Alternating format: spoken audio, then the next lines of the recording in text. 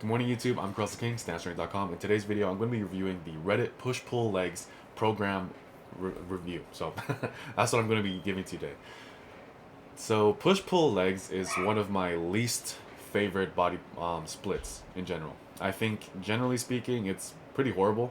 I think push-pull legs it does have value. Anything has value when it comes to how to work out. However, it's a 6 day a week program, and I think it's excessive for, I would guess, about 80% of you. 80% of people don't need to be doing a push pull legs program. The people who do a push pull legs program they essentially have graduated from knowing that bro splits aren't the best, so they go into the next progression, which is a push pull legs. And I'm not the biggest fan, as you can tell. And the reason being is it's too frequent, in my opinion, for most people. Generally speaking, like, for one, a lot of people who try to do a push pull leg split, they don't even train 6 weeks consistently. So they are always restarting. They are doing a 6 day workout program, but they only go to the gym 4 days.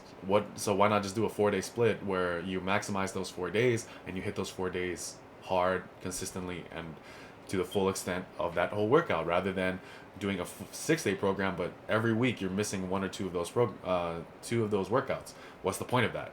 That's one reason why I don't like push pull legs for beginners. They are essentially adding a whole new habit, lifestyle, and time commitment into their day and their schedule, and you're gonna tell them they need to go straight into 6 days. They're not gonna be able to do it. They just won't.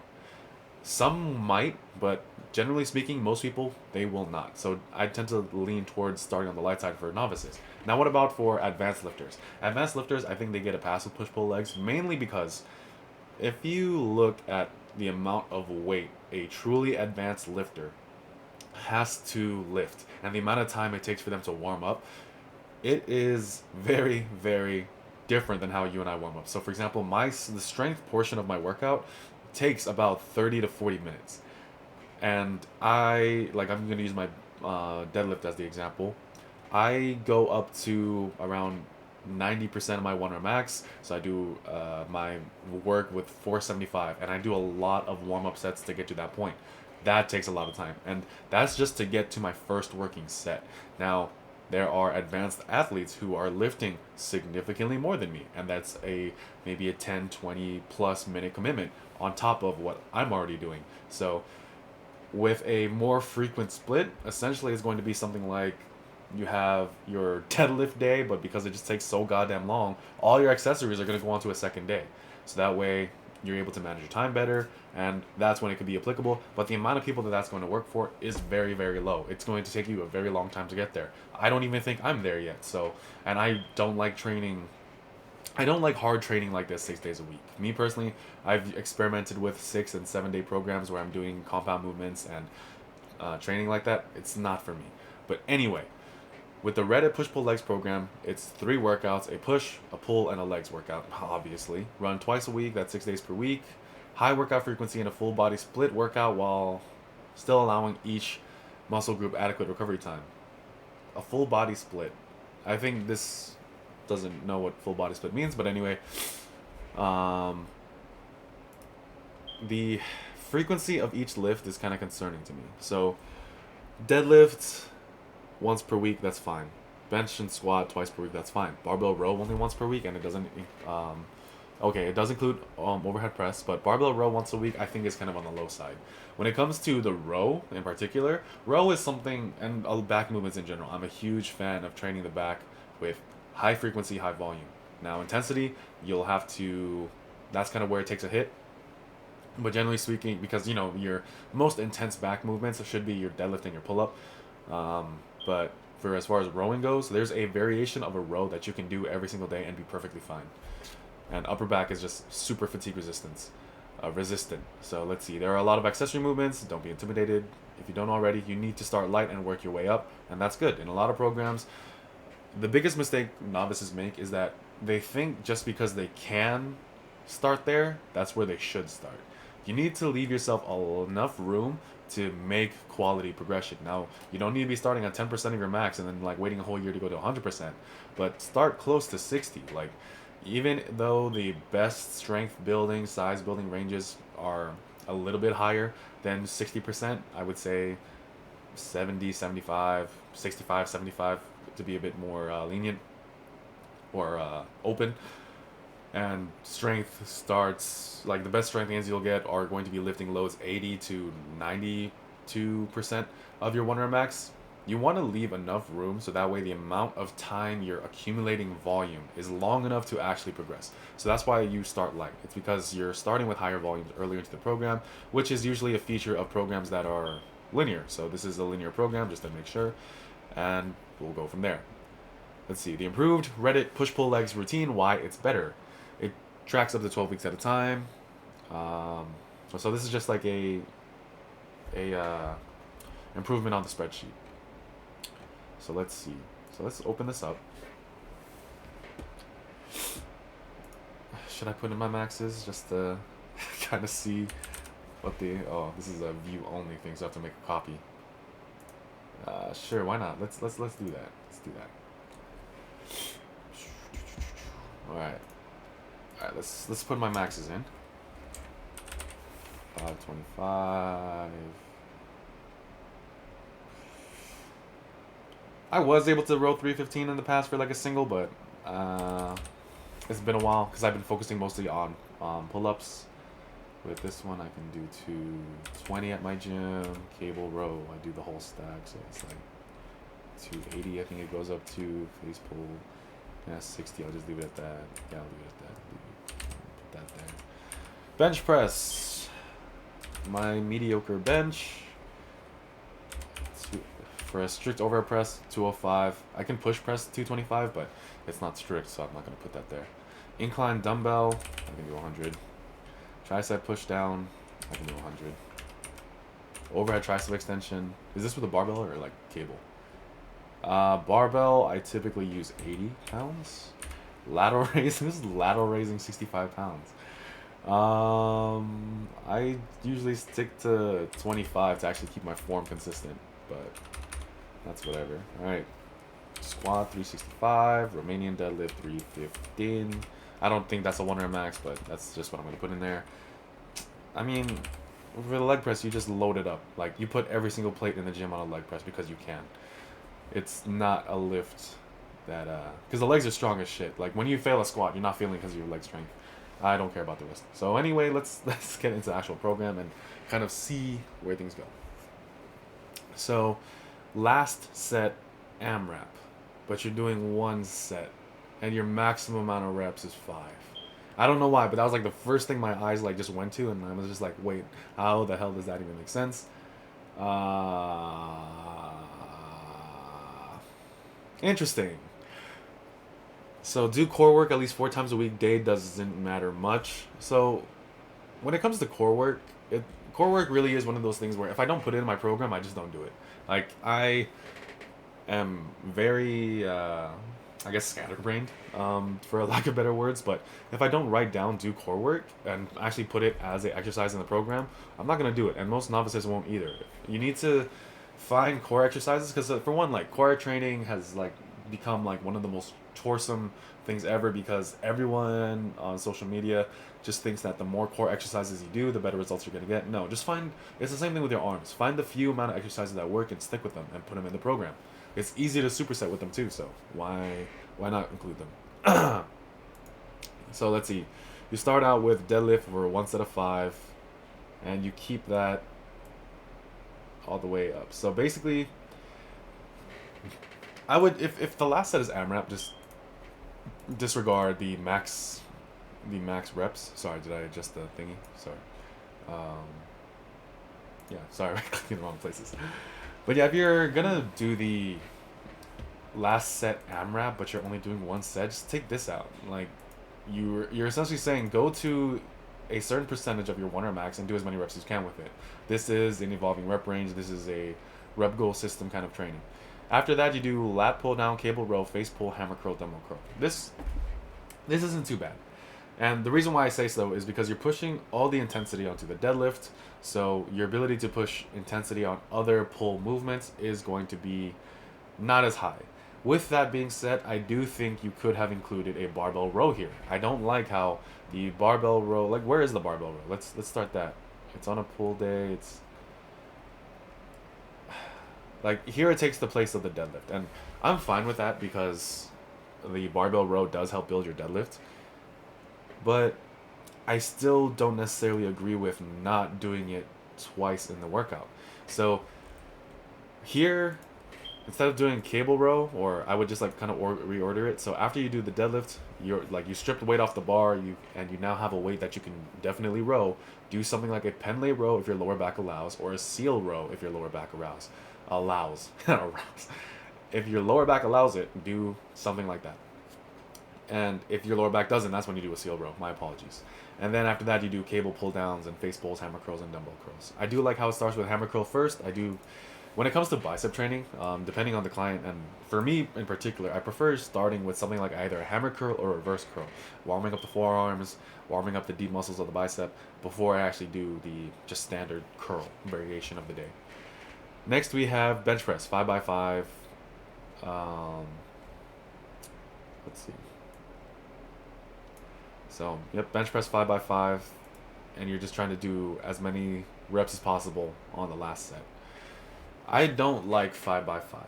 I think that 3x5 is just as effective, and the reason being is 5x5, like, yes, you're getting more volume, but the quality of that volume comes into question because if you can do 4 sets of 5, you did four warm-up sets. And then if you can do one set where let's say you're doing 8, 10, 12 or more reps on that last set, you could have done 3 sets of 5 with a higher weight and got very similar strength and size gains. I think 5x5, it personally just has a higher recovery cost than 3x5, but the amount of gains you get from it is not that different. After 3 sets of 5, if you're using this rep scheme, there is a point of diminishing returns, and that is typically after that third set. It's not to say that it doesn't work, and you are getting more volume because you're comparing 15 reps to 25 reps. But if you do 15 reps with a higher weight compared to 25 reps with a weight that's just too goddamn light, yes, it leaves room for progression, but I think that there's still better ways to go about it. After that, you do overhead press, incline dumbbell press, tricep push down, overhead tricep extension, and lateral raise. Overhead press. So I'm fine with that. Like, I love the overhead press. 8 to 12 reps. So it's it's not a static rep range. That's good. 8 to 12 on the overhead press. It's good, and it'll keep your it'll definitely make your shoulders big. And this essentially, by doing it at 8 to 12 rep range, you're kind of communicating that with the overhead press, you're not caring about overhead press strength. You're just caring about overhead press size. Incline dumbbell bench. So my issue here is the fact that when you do 3 presses, it needs to be programmed very precisely. So for example, here, like, you're doing 11 total sets, pushing to failure with a certain exercise, or close to failure with a certain exercise, when you already did 25 reps of what should be heavy bench pressing. Is it necessary to then add dumbbell presses on top of that? I would argue no. I would just put it on a separate day, and if you do use the incline dumbbell or incline bench, there has to be a reason for it other than just throwing it in there. And when it comes to this, you have another push day coming up. So let's see. I'm pretty sure that on that push day, yep, it's the same thing, except the overhead press day comes first. So essentially what I'm getting from this is the fact that because the push days are so similar from one another, this is where I kind of take issue, and this was my fear. It's the fact that a lot of programs, they just are too greedy. They're trying to throw in every single exercise in there. They're trying to throw everything into the kitchen sink, and that's not how you're supposed to split up volume, split up exercises. You're supposed to try to have different exercises and for the accessories in different days. There needs to be a distinction in the intention and the way it is done when you have 2 days of the same kind. That's why when I have the upper lower split that I'm currently running, both of my lower days are very different from one another, but the movement patterns within them are very similar. So for example, I have a lower body day that's deadlift focused, but I still do a knee flexion, and I have a lower body day that's squat focused, but I still do a hip hinge. The sets and reps are very different. The intention behind each movement pattern is different, but the movement pattern gets done, the muscle gets stimulated, and I make gains. It works. But here, let's see, incline dumbbell bench, 3 sets of 8 to 12. Incline dumbbell bench, 3 sets of 8 to 12. It's the exact same thing. What are you doing here? What like do make it something that you can progress on. So, for example, have a day where let's say it's the um, bench press and the overhead press, and then over here it's the bench press and the incline bench press. I would think that would be a lot better in terms of progression. You're able to hit those movements a lot harder because you're not going to be hindered by the inclusion of another movement, and you're still hitting the muscles associated very well. Next, we have legs. Squat, Romanian deadlift. Let's see, squat, Romanian deadlift. So, deadlift is on a pull day. So, one thing I do like about this program, which I did mention, my biggest issue with a lot of PPL programs is that they are push-pull legs.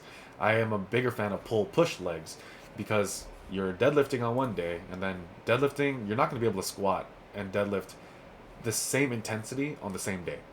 I do firmly believe that you should squat and deadlift in the same day, which is another reason why I don't like push pull legs. But if you're gonna do a push pull legs, do a pull push legs, but it just doesn't roll off the tongue as easy, and most people kind of refer to it as a push pull legs anyway. Thursday, rest. So, and here's another thing I don't like about push pull legs. Where do you put your rest day? Are you going to do a full 6 days of training before you hit your rest day so that way your week stays congruent throughout your yearly cycle? Or are you going to have a asynchronous schedule where basically every training day is kind of just you have to kind of look at your calendar and be like, oh, I don't have to work out today.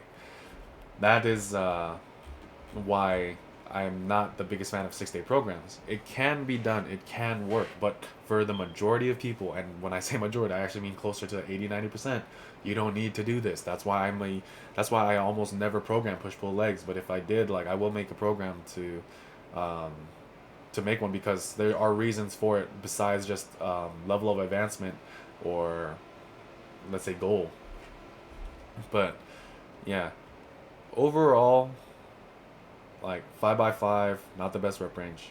It's a lot of sets and volume. So this to me is a bodybuilding program with the big three in the start of the workout, essentially, with the exception of the, let's say, the Friday pull day and the Saturday push day. And like that's why like it's suboptimal, in my opinion, is because if you're going to do a push pull legs, and what you should be doing is identify which of the big three that you really want to grow, because when you do a push pull legs, you're training 6 times a week, your frequency is so goddamn high that your ability to recover and the intensity you have to lift has to be modified to match your frequency. So whenever I talk to someone doing a push pull legs, I tell them put one of your big three lifts on maintenance, where progression, it might happen, it might not, but the goal is to just maintain performance.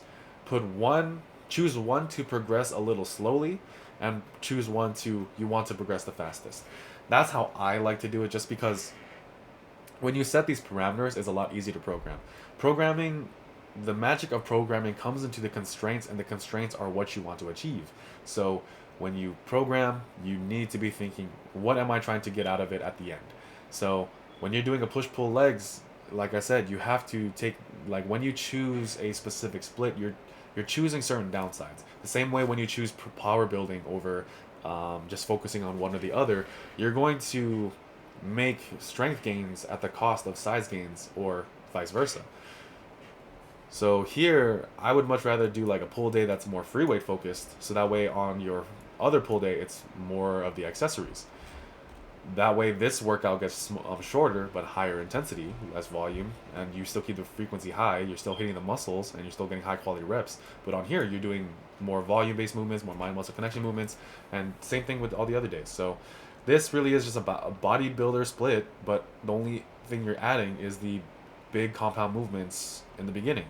So overall, this program, I would have to say, is C. I want to say C, but I'm not super confident in that. So it's not horrible, and it would work. It's just the fact that when you think about the amount of time you're going to be committing to your training, I am more so on the side of try to condense your training, try to be as focused as possible, and not be in there so goddamn long. Like 1 hour and 30 minutes is my uppermost limit, and the reason why I stay in there that long is mainly because I'm working out with someone else, so that kind of adds that a time component to it, because my rest interval will have ended, but they're still going on to their set, so I'm just like, oh, I have to rest a little bit more uh, because reasons. So, but generally speaking, if I work out on my own, like, I don't like to be in. I like to get in and get out like in on like 75 minutes or 1 hour and 15 minutes. Like that's what I prefer to do. I want to get in and get out. Like that's me personally. And you might say, oh, that means you don't love training or some bullshit like that. But I mean, like, what are you gonna do? Like lap pull downs for an entire hour before you move on to curls? Like, are you going to look like Arnold because you do that? Fuck no. Like, so this program, I'm hesitant, but it's basically going to be like it depends on who you ask. It could be it's definitely, at best it's a C, at worst it's a D. But not impressed with this program.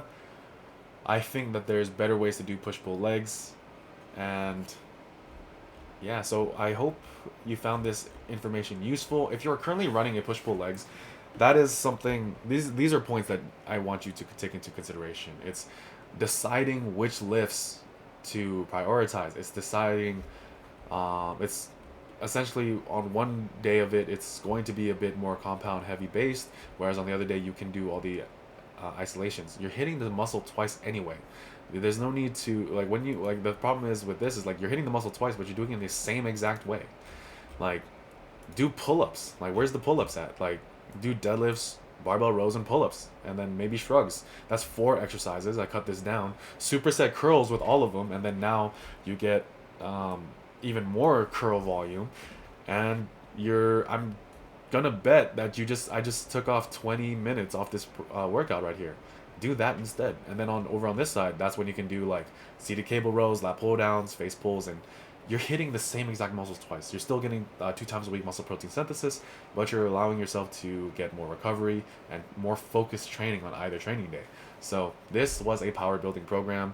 Not I'm gonna drop it down to a D. Fuck this shit. It's a D. I'm gonna stand with my convictions. This is a D tier workout program. So I will be making a push pull legs program in the future, mainly because I know it's popular. It's a very popular training template. And one thing I will add before I end the video is that if you need to work out multiple days so upwards of 4 days a week to kind of maintain your sanity, because like exercise is one of those great things where stress management, schedule management, productivity management, working out can help stabilize all of that. So, and I get that. So if you are one of those people who needs to work out frequently with a higher frequency, 5 to 6 days a week, then there are better ways to do it, and that's something I want to present to you. And also, it doesn't need to just be lifting. If you need to work out 6 days a week, do a 4-day split, but on Wednesdays and Saturdays, do something else like hiking, running, cardio, playing a sport. Like, do something else. Like, you don't need to be lifting all the time to have the body of your dreams. Like, or to get that, mental fortitude that you get from working out. You don't need to have it come from lifting, and it can. But if you do want it to come from like lifting and the iron game, then sure, go ahead. But open yourself up to the idea of only lifting 4 times a week, and then doing something else and becoming more well-rounded as a result. That's it for this video. This program is a D. I hope you liked it. I hope you found it useful. Thank you so much for watching. Please like, comment, and subscribe. If there's any programs you want me to review, please let me know. I'm more than happy to review programs. I'm happy to review your program. So if you have made your own program, I would love to kind of look over it, see your thought process behind things, and I would appreciate that a lot. So thank you so much for watching. Have a great day.